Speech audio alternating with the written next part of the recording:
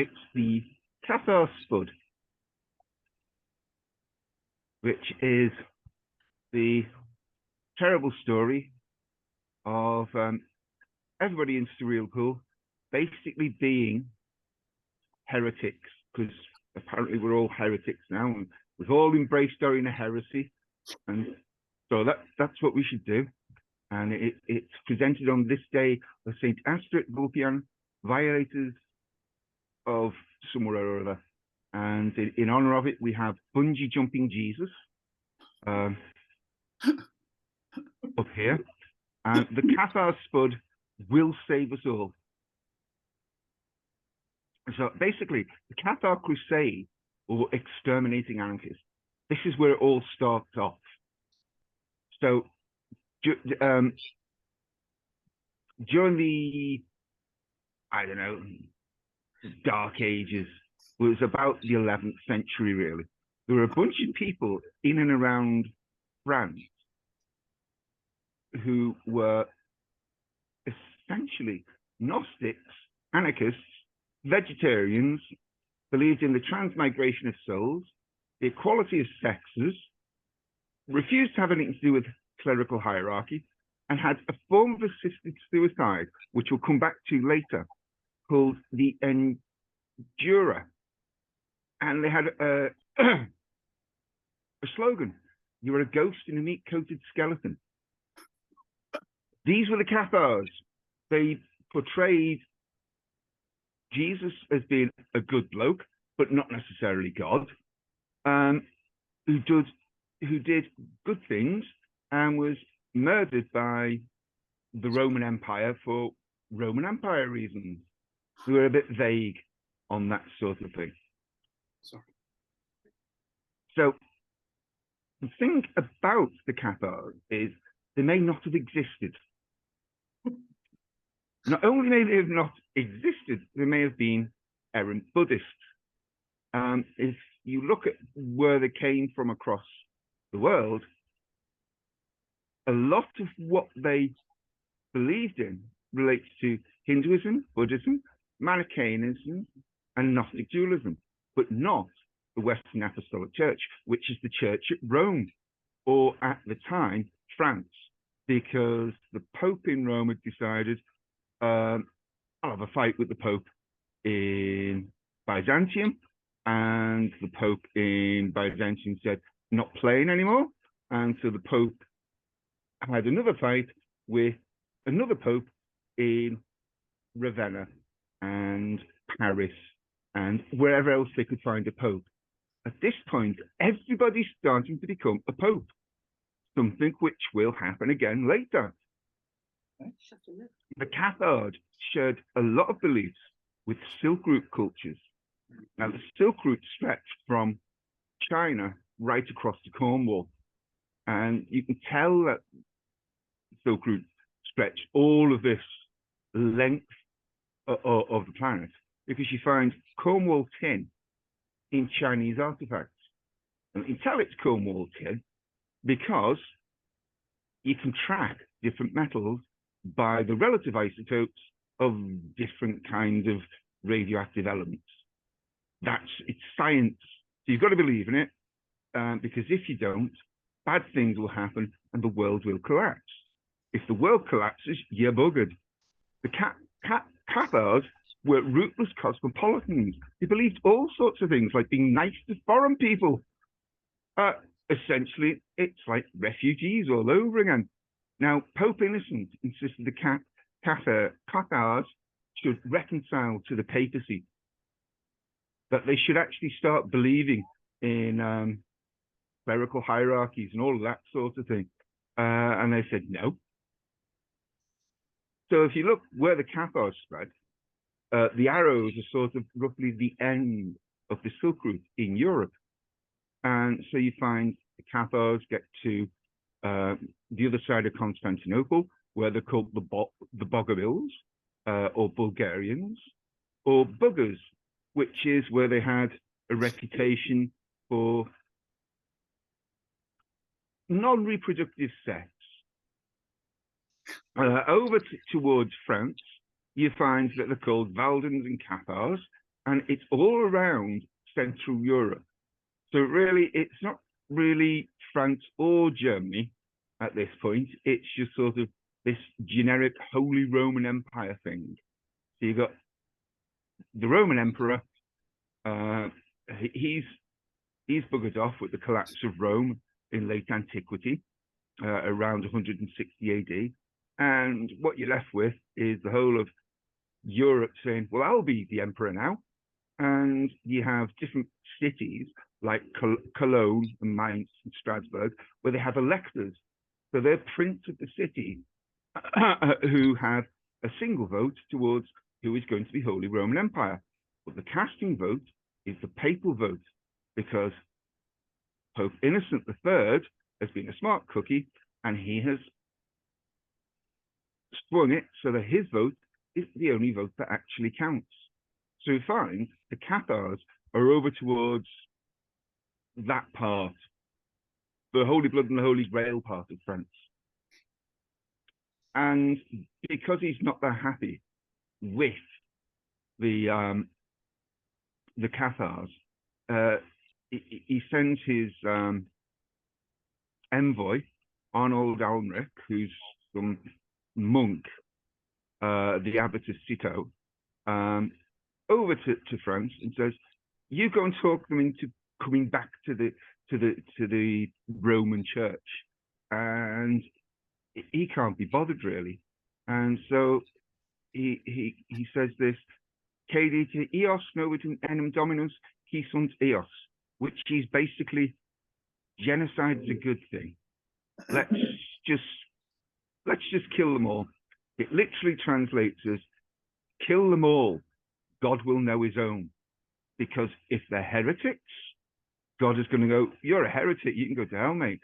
Because they were in the process of inventing hell at this point, which had been a less well-formed concept.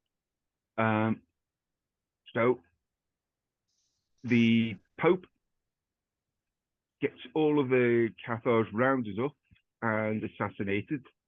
And they're gone. The Cathars are gone. Except the next thing is, around about the same area of Europe, you start seeing, returning from the Middle East, the Hospitallers and the Templars. And Pope Clement V, he's not too pleased with them, although he is kind of pleased with them because they act as his bankers. And when the King Philip of France says, no, not happy, I owe you too much money, I'm going to kill you all off, Pope Clement goes, oh yeah, you're obviously heretics. Now, if you look at the hand of Jacques de Molay over on the right-hand side, that hand gesture appears again in a Max Ernst painting. But moving on, so it's a familiar map by now. What you've got is, over to the right-hand side, you've got the Silk Route, kind of matches the routes taken backwards of the First Crusade through to the Fourth Crusade, and the different parts of Europe were sort of broken up by religious affiliation.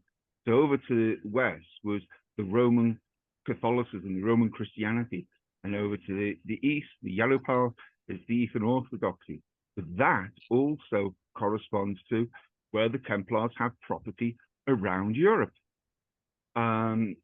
which has got a very simple explanation, but we don't need the simple explanation because that's too simple. The actual explanation is that you join the Templars, you give up your property to the order, as is normal in any religious order at the time. So right across Europe, the whole load of properties, assassinate all of the Templars, and you suddenly own a whole load of property. The main thing being that it's around the same area, or same areas of Europe, that were infested with Cathars. So next, we have Pope Adrian V. Now, Pope Adrian V says to King Henry in England, oh yeah, you can go and invade Ireland. It's full of very, very strange pagans. They're almost Cathars, that lot. You can invade it and you can civilize them, and it'll all be fabulous. Whereas in actual fact, Ireland at the time was not a unified place. It was kind of roughly up in the north. The Kingdom of Lydia was probably Scottish. By Scottish, we mean over here on the north here. That Scottish is probably people from the islands up to the Orkneys. Over in the Kingdom of the North, over here, they were probably Vikings, not Vikings from places like Iceland. Over in Dublin, that was a Viking city. Wexford, Cork, Waterford, they were all Viking. And the only actual people who were indigenous to Ireland were over here in the Kingdom of Connacht. All of the rest, whole loads of immigrants who'd taken up the lifestyle of being Irish. The Irish wrote a whole load of mythology about it, called the Book of Invasions, where they basically recreated everybody who walked into the country as a new magical form of fairies. So when you get the fairy folk arriving in Ireland, it's actually new people immigrating. Pope Adrian was not big on this. He was an English pope. In fact, he was the first English pope. And he said, yeah, you can go and invade. I don't mind. Civilize these pagans. We need the tax, because that was the single biggest thing that the Pope was interested in, was the Peter's pence, a taxation of 1 penny per household, and that would sort out, making the church function. So at this point, straight after the English Pope, we have Pope Joan. So things are actually starting to look up. Heresy is still forbidden. Popes are still horrifying. But saints get a distant gaze and they start looking noble. Genocide is secularized. So instead of the Pope declaring that you're all heretics, we're going to have you all killed, it was basically outsourced to the emerging noble and royal classes of Europe. And post-modernity is less than 5 centuries away. So what we find is Pope Joan, around about the same time, we had St. Joan of Leeds, who skipped over the wall because she fancied a night out with some blokes for carnal desires, which was apparently not acceptable.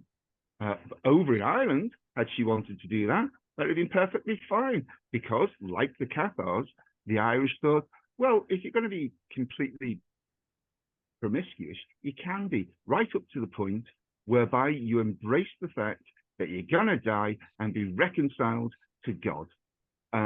Apart from that, yeah, knock yourself out, enjoy yourself. So Pope Joan, St. John of Leeds, they were all good eggs.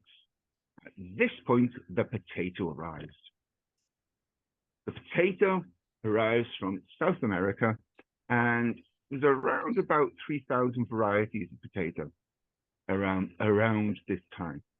So if you happen to starve to death because your potato crop fails, that's going to be tremendously unlucky.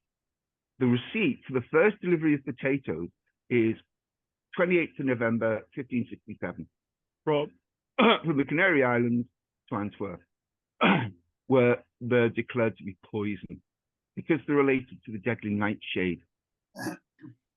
So the flowers look like deadly nightshade, and the edible bit is underground, which is not obvious to anybody at the time, that you have to dig a hole, pull the thing out the hole, scrub it, and then cook it, because if you eat it raw, you die. Which is a bit of a change from the normal kind of diet, which was you cut your crops down, you winnow them, you grind them, you make them into bread, it gets infected with ergot or some other psychoactive substance, and you go mad and you start dancing, seeing devils, and wandering about. Spuds just kill you dead straight away. But there's a lot of varieties of them. They range in colour from purple right through to yellow. And yellow, as we know, is the colour of heretics. It's the colour of Cathars. So in there is a Cathar Spud. So the cutting edge of science at the time is the theory of signatures. If something looks like something, then that means it is that thing, or it has an affinity with that thing. So the spud and the plant for the spud resembles the nightshade, which means the creation of witches and devils. It's less likely to pillage during wars because it's underground. So it's spread across Europe, right through the same area that the Cathars were. So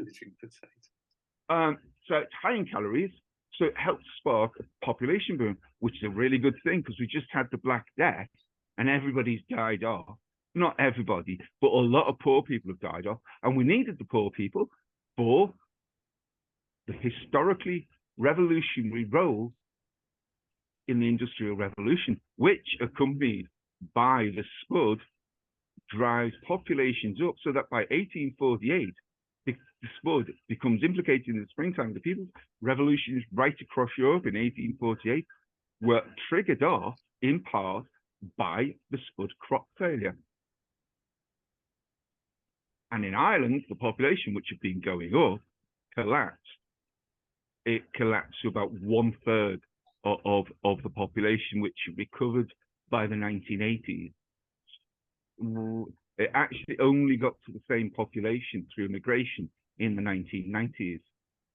So the Irish lumper was a particular variety of spud, which is very knobbly and very yellow. It was a variety prone to fungal infection. So because the Irish peasant population had landlords to deal with, they only ate spuds. All the cattle and grain was for export.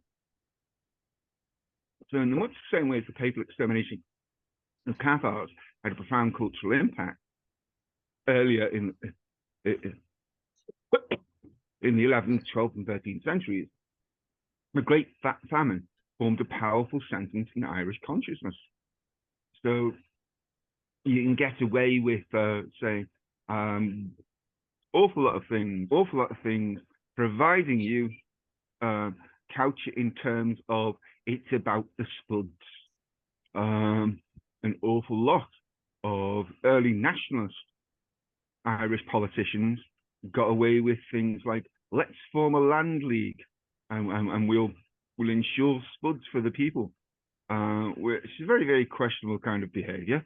You should have diversified your crops, all of that, free field nonsense, industrialization, that kind of thing. Nope. They were absolutely obsessed with the spud.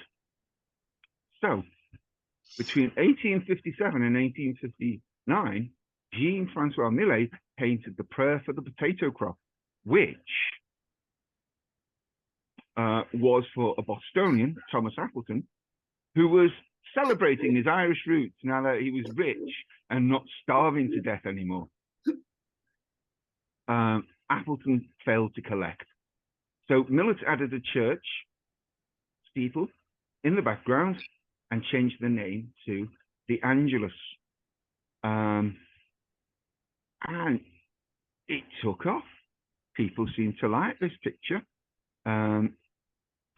It's very sentimental, very rural French. It's peasants, which again is a representation of the same area that the Cathars were in. So everybody liked it. And between 1859 and 1933, thousands of different versions of it were knocked out by different people. Millet was pop culture gold. Van Gogh knocked this version out, which is basically the same, but with not very much color.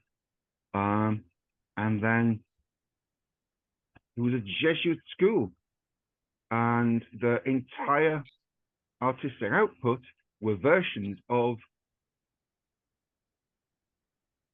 the Angelus. That's all they did. They taught people to paint the Angelus. The bugger was going to be everywhere. Jesuits were fairly productive in cranking out copies because it kept peasants in their place. You can't go around slaughtering people just for being Cathars anymore. It's 1890 at this point, and you can't just murder peasants, not unless you have a war. So the Great War in 1914, that would let you slaughter lots of peasants, but at this point, no, you had to simply brainwash them, and despite any socialist sympathies of Millet, the Jesuits spent an awful lot of time turning it into a very sentimental picture that was liked by everyone, from Spain to France to Germany and Ireland. So wherever there was the Roman Church, you would find this picture. And there were lots of different versions. In France, they were parodied on postcards. They flooded the market in the 1920s. So when the Surrealists were starting up, this was very much part of popular culture. So there were photographic versions whereby you had some famous actor or actress, or there were cartoonish versions, which were essentially adverts for foot pumps, for wheels on cars, and then others were simply, oh, this is a copy, isn't it good? And there was a developing cult of it was used as an object of contemplation,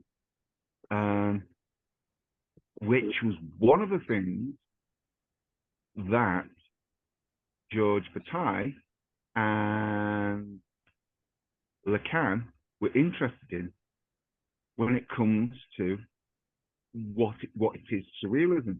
So things such as having something to reflect upon was part of how do you do the psychoanalysis thing.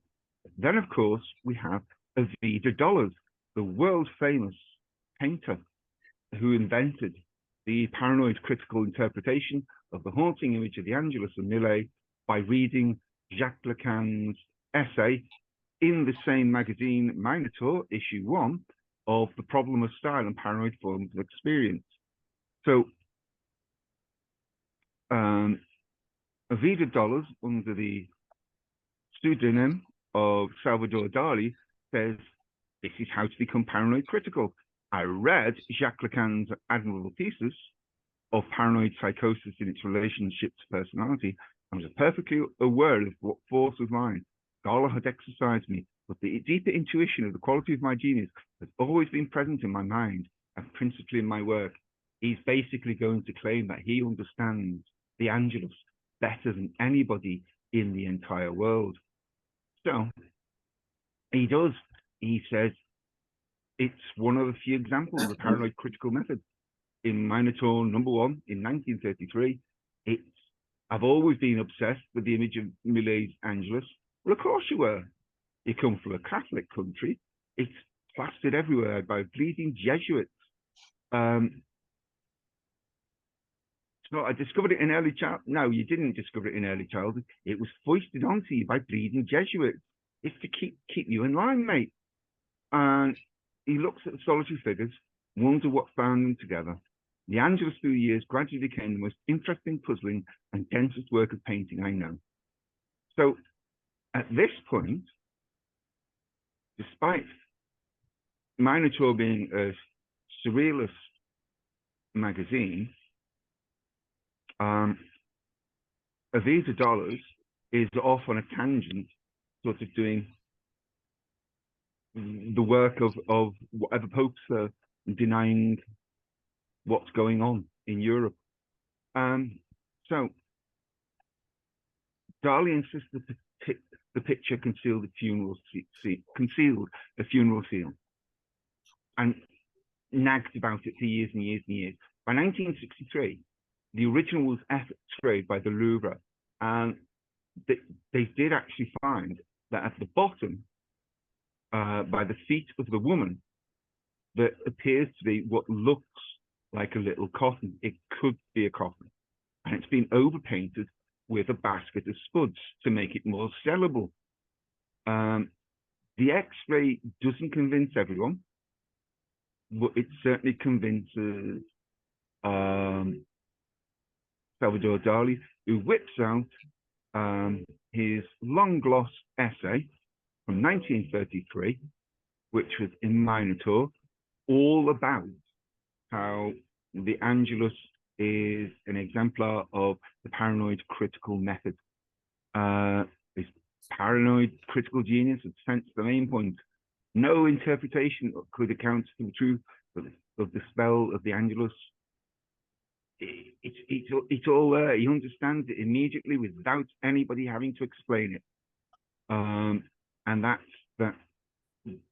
Here we are two people grieving over someone who was dead, and we've replaced them with spuds.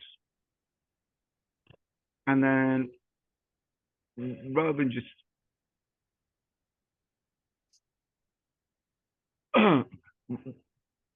just stop at that, he paints a whole load of paintings, all of which contain references to the Angelus. So in the Imperial Monument to the Child in 1930, down here, there's actually the two people standing opposite one another. And then the architectonic Angelus of Millet in 1933, which is again the two people standing next to each other. And he's invented all of this kinds of reproductions of the Angelus, basically because it's actually really boring to just keep cranking out the same picture the way the Jesuits did. So he then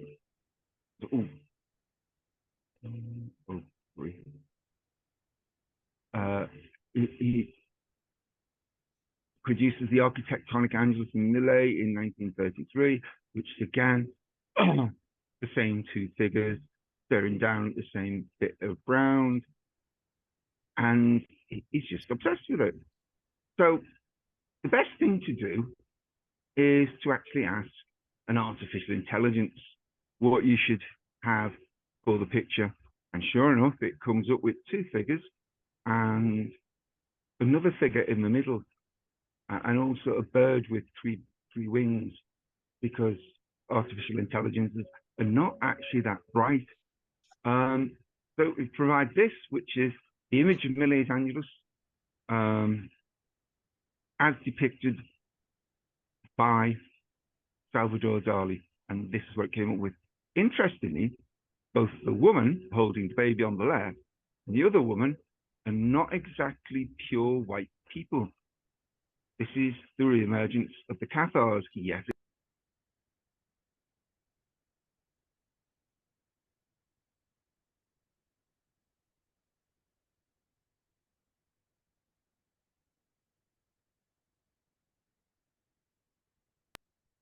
The true power behind the Angelus, quite clearly, the Cathar Spud. Knobbly on the outside, yellow on the inside, want to papal condemnation, and in danger of being burned. They were grown wherever Cathars were, Catharism thrives. And had a little more time, I would have shown you a map of the distribution of potatoes across Europe, and it matches exactly the distribution of Catharism across Europe. So Catharism hasn't really disappeared. It still exists, and it's probably something like the churches of Bern by now, where they burn money instead of people, which is a lot of progress. But for Sir Liverpool, the important thing is, instead of burning heretics, we can burn potatoes. And that's it. That is the end of whatever it was I was presenting.